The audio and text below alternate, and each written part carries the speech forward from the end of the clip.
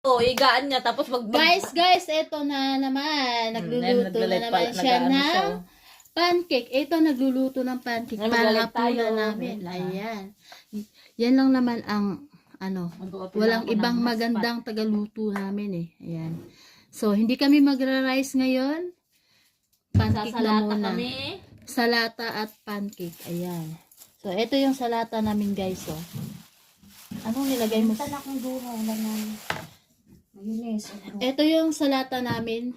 Cucumber, tapos lettuce, may mayonnaise siya, at tomat. Ayan. Ayan, tapos mayonnaise, pinaghalo-halo lang. Ayan. So, ayan yung salata namin. Ayan. Tapos, nagluluto siya ng pancake. Sinadya niya dito lutoy ng pancake. Kasi parang mainit. May ano kami, may luto.